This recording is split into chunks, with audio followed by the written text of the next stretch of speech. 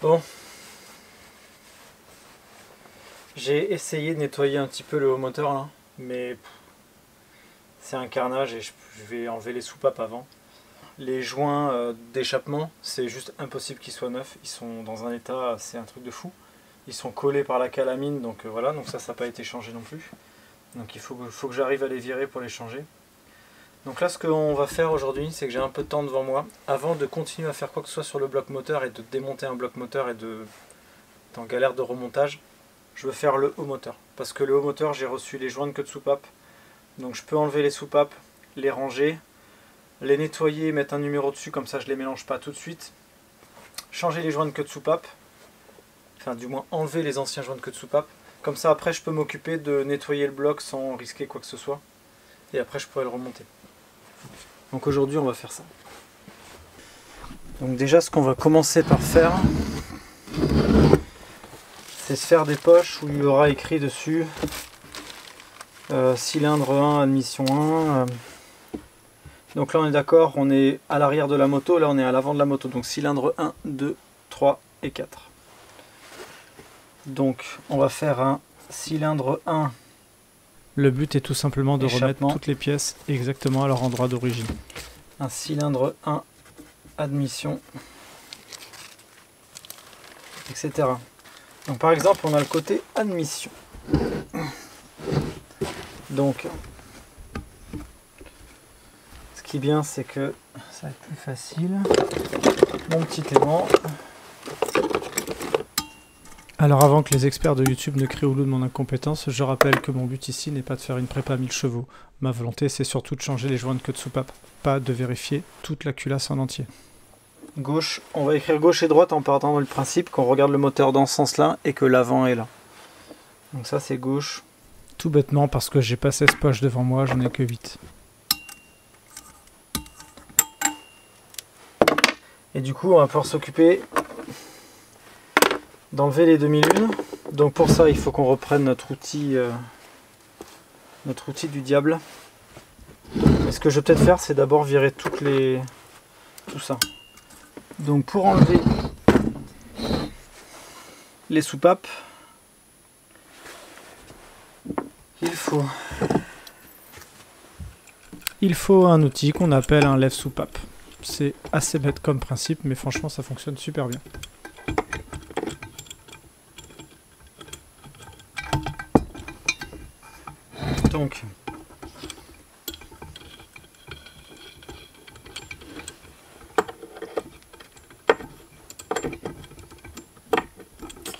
Donc ça va pas être pratique. C'est ce côté là qui est là. On va plutôt faire l'inverse. Est-ce que 25 c'est pas un peu grand? Non, c'est bien. Donc on le met sur la soupape, bien au milieu. Elle, on la positionne bien dessus.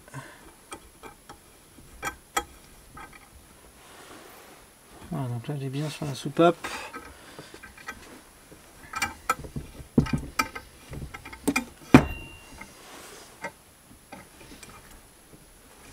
Là comme ça c'est carré. Pour vous montrer. Donc là vous voyez comment c'est foutu. Vous voyez comment c'est posé. Bon. On peut aussi la poser comme ça. Hein. Voilà, ce qui fait que maintenant on peut descendre. Là en général ça fait souvent un cloque. Ça se décolle. Donc là il y a les demi-lunes qui apparaissent. Donc on prend notre aimant.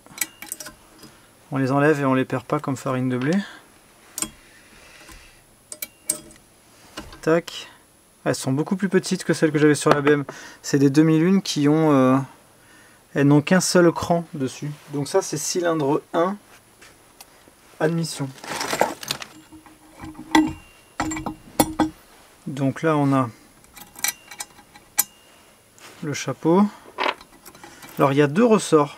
Il y en a un dedans et un à l'extérieur. Du coup on va pouvoir enlever la soupape. Donc on la pousse et la voilà. Alors c'est marrant parce que c'est marqué les 36Y et c'est la même référence qu'on retrouve sur les pipes d'admission. Sauf que moi c'est du 4KG. Donc il faut que je me renseigne là-dessus. Est-ce que ça veut dire qu'il y a des versions 4KG? Ou est-ce que ça veut dire que ce haut moteur vient pas de cette moto? Je commence à avoir des sacrés doutes. Hein. Ce qui est sûr, c'est que les soupapes, je vais faire exactement comme ce que j'ai fait sur la BM. C'est-à-dire que je les foutrai au bout de la visseuse. Puis je vais les gratter. Il n'y a plus qu'à faire exactement la même chose sur 16 soupapes et ça prend un petit moment quand même. Et voilà. 1 heure plus tard. Un beau moteur sans soupape. Donc il y a encore les joints de queue de soupape dessus. Et c'est là que je commence à me dire que j'aurais peut-être dû commencer par cette étape en premier. Bon va falloir décalaminer tout ça, va falloir gratter tout ça. Mais je vais me renseigner du prix d'un surfaçage pour voir ce que ça peut coûter. Sinon je vais le faire moi-même. Hein. Mais ce qu'il faut c'est que je trouve un moyen de décaper tout ça. Alors j'ai acheté un produit qui nettoie les peintures. Je vais voir. Vraiment on va voir. Je sais pas trop comment je vais faire. Il y a une couleur d'huile dans le fond là. C'est immonde. Il y a une odeur de toute façon dans ce bloc. Je pense que le fait qu'elle soit sur la béquille latérale, là il y a de l'huile qui a stagné pendant longtemps. Et cette odeur d'huile brûlée, elle est là en fait. Ça fait une espèce d'odeur de vieille huile, c'est bizarre. Je commence par retirer quelques joints de queue de soupape, mais je peux vous assurer que quand on va voir la couleur des joints, les 2 cylindres, on sent cette odeur cramée, ils ne sont plus verts comme à leur origine, ils sont totalement noirs. J'enlève les joints de queue de soupape. Quitte à y être. Bon, littéralement, est-ce que vous voyez cette petite couleur caramel dans le fond là? Et vraiment, je me disais, il y a une odeur forte sur ce bloc moteur, surtout côté échappement, à gauche, au cylindre 1. C'est dans un état... Donc là, j'ai viré le joint de queue de soupape, qui se sont absolument destroy, qui sont tout secs. C'est catastrophe. Hein. C'est que sur les 2 premiers cylindres.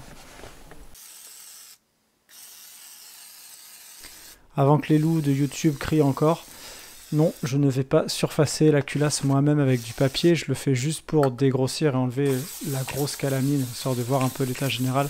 Je m'étais déjà préparé à l'idée d'emmener cette culasse à l'usineur pour vérifier qu'elle soit bien plane.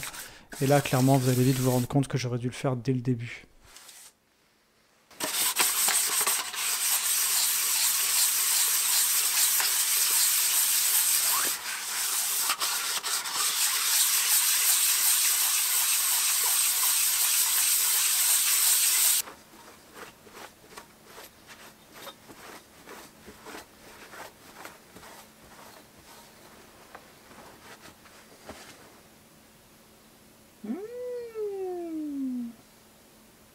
Oui, c'est bien de cette petite trace dont on va parler un peu, beaucoup.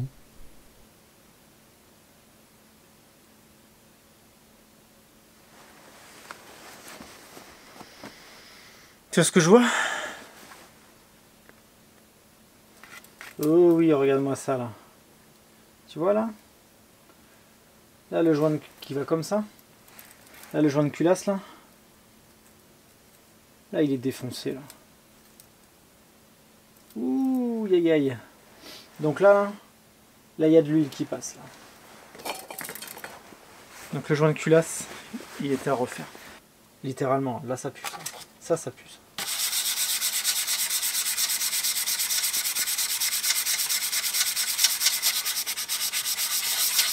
Bon, dites-vous que le but c'était de continuer à poncer avec des grains bien plus fins évidemment. Mais quand on voit un truc comme ça là, qui se sent complètement au doigt, bah là c'est vraiment, je sens un trou, c'est mongol. Donc j'espère déjà que c'est rattrapable, parce que ça a l'air d'être sacrément profond. La tolérance c'est 0,1 mm de mémoire, je pense qu'on est très limite. C'est à se demander s'il va pas falloir un nouveau haut moteur quoi.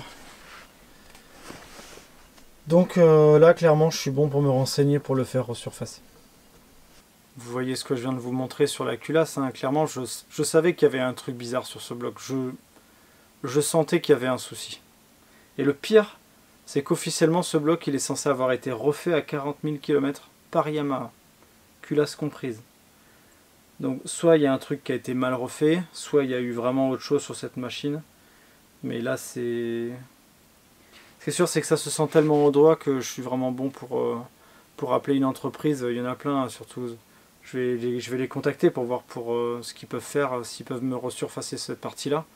Mais est-ce qu'il va pas falloir faire aussi resurfacer l'autre morceau côté piston? Je vais les appeler demain et je vais faire le point avec eux. Dans tous les cas, aujourd'hui, j'avancerai pas plus et je n'avancerai pas sur la réinstallation de quoi que ce soit sur cette culasse parce que le but c'est de la laisser toute nue. Donc je vais me renseigner. Mais ça, c'est vraiment pas bon signe. En parallèle de ma pêche aux infos chez les usineurs, j'ai cherché une solution alternative. Il y a plusieurs solutions dans ces cas-là. Je l'emmène à un usineur, j'en ai trouvé un. Je l'emmène à un usineur, je lui montre et je vais lui dire la tolérance c'est 0,1 mm d'usinage maximum. Qu'est-ce que tu peux faire? Le problème c'est que cette culasse là, je ne sais pas si elle n'a pas déjà été usinée. Étant donné que la moto elle a été démontée à 40 000 km par Yamaha, peut-être qu'ils l'ont déjà usinée ou peut-être pas. Et peut-être que d'ailleurs c'est peut-être pour ça qu'elle est abîmée à cet endroit-là. Il y a peut-être eu un problème de remontage ou quelque chose. Si c'est trop profond, il y a la solution de lui remettre de la matière. Avec un TIG, on remet de la matière, on le repasse à l'usinage et on le fait. Ce qui serait une solution de secours. Et puis il y en a une autre. La deuxième solution, elle s'appelle Le Bon Coin.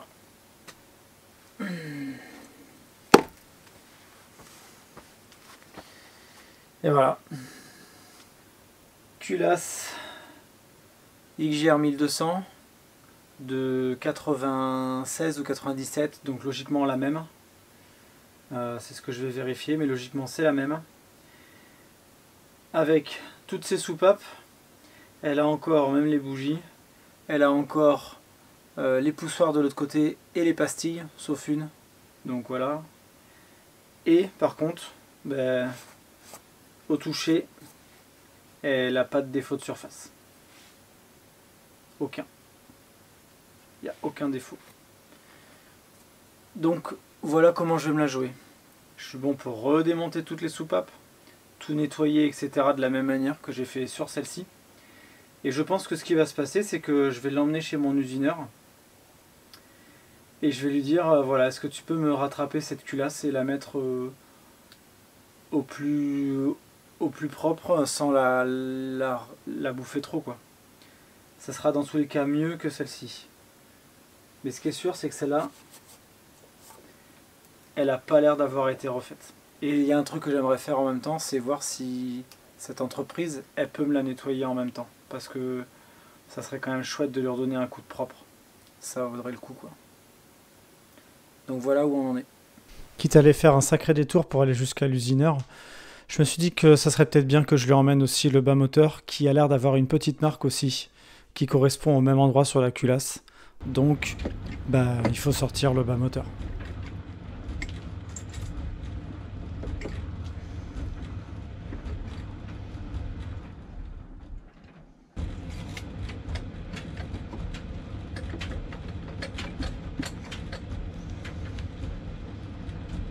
Croyez-moi, au final, c'était pas si évident que ça de le sortir.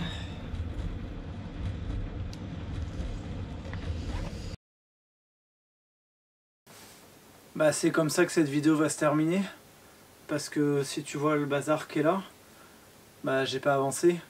J'ai viré l'embrayage histoire de faire un peu de poids et voilà. Et puis pour commencer à démonter, puis j'ai viré le haut moteur. Donc là, si tu regardes par terre, il y a une culasse, la culasse d'origine, le haut moteur. Donc là, je vais tout mettre dans un carton et je vais l'emmener cette semaine chez l'usineur pour voir ce qu'il peut faire. Et puis au passage, vous l'avez pu le voir, j'ai vachement hésité à continuer à faire des vidéos sur YouTube parce que c'est relou, quoi.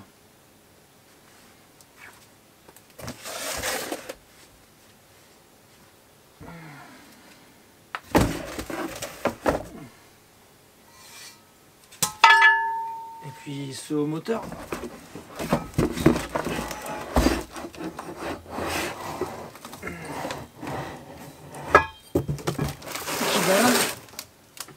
Puis tout le reste, bah, ça va rester comme ça en attendant. Je vais être franc avec vous, hein. Il y a des commentaires vraiment sur cette chaîne, ça me saoule, vous pouvez pas imaginer. Vous avez déjà vu Matrix? Matrix, l'épisode où il y a Neo qui rencontre le mérovingien, qui lui apprend une phrase magnifique. Faut le regarder en VO, hein. Même en français il dit la même chose, parce qu'il dit toute une belle phrase de nom d'oiseau. Et en fait, quand je regarde certains commentaires, c'est juste ce que j'ai envie de vous répondre à certains. Parce que 95% des commentaires que je reçois sont cool. Les gens sont positifs, sont sympas, sont encourageants. Mais il y a toujours des dieux là qui viennent se la péter et dire que je fais n'importe quoi et que je fais que de la merde et que je dis que des âneries et que je me trompe, etc. Je vais remettre les choses au clair. Si les mecs, ce genre de mecs là, c'est à vous que je m'adresse, ça vous intéresse pas? Allez regarder des vidéos de farine de blé. Allez regarder des vidéos de Smell la gasoline qui sont géniales. Il y a plein de mecs qui font de la mécanique sur YouTube, même Bagnole et Rock'n'Roll, qui sont super. Où les mecs, c'est vraiment des mecs qui sont compétents, qui connaissent leur métier. Donc, allez pas venir me faire suer sur ma chaîne, où depuis le départ, j'explique dans mes vidéos que je ne suis pas mécanicien. Donc, oui, je vais faire des erreurs. Oui, je vais me tromper dans les termes techniques. Oui, je vais utiliser les mauvais outillages. Oui, je ne vais pas faire ce qu'il faut exactement au pointilleux, parce que voilà. Mais qu'on se le dise aussi. Cette moto, je fais pas une prépa à 1000 chevaux en fait. Je fais ça pour le plaisir, parce que j'en ai envie. 1, parce que c'est ma chaîne et que je fais ce que je veux. 3, parce que j'ai le temps et que j'ai envie de perdre du temps, comme le disent certains. Et 4, je m'en fous en fait de faire des erreurs. J'apprendrai de mes erreurs. Le seul bon conseil que je peux vous donner, à ceux qui me regardent et ceux qui ont envie de faire la même chose sur cette moto ou sur des motos en général. 1, faites-vous plaisir. 2, je vais faire plein d'erreurs dans mes vidéos. Ce ne sont pas des tutos. Je donne mon expérience et je montre mes erreurs. Donc, apprenez de mes erreurs, posez les bonnes questions aux gens, renseignez-vous sur Internet. Moi, j'ai envie de donner aux gens de bricoler des bagnoles ou de bricoler des motos, exactement comme ce que la chaîne de Tristan Durand Bricole m'a donné envie de faire. D'accord ? La chaîne Builders. C'est que tout le monde est capable de bricoler ce genre de trucs. On apprend tous de nos erreurs, on est tous capables de réparer des choses. On n'est pas parfait. On ne fera pas un truc parfait, mais j'ai envie de dire, faites-le si vous avez envie de le faire, et personne ne peut vous en empêcher en fait. Donc, s'il y a des gens qui ont envie de se la coller avec des termes techniques, à donner des choses parfaites, à dire des mots parfaits, à utiliser des techniques parfaites, demain, si vous voulez, je sortirai une chaîne YouTube sur l'informatique, et on va bien voir qui rigole le dernier. Parce que là, autant je peux dire des âneries, là, autant je peux faire des bêtises, mais sur une chaîne comme de l'informatique, qui est mon métier à la base, j'ai pas envie de jouer à qui en a la plus grosse, mais je pense qu'il y a moyen de se marrer. À bon entendeur.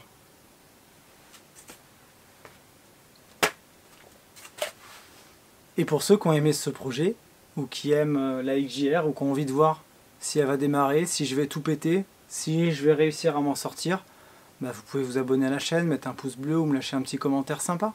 Et puis tous les rageux qui ont envie de mettre des commentaires de merde et qui ont envie de me foutre les boules ou qui ont envie de me démotiver dans ce projet, je supprimerai les commentaires.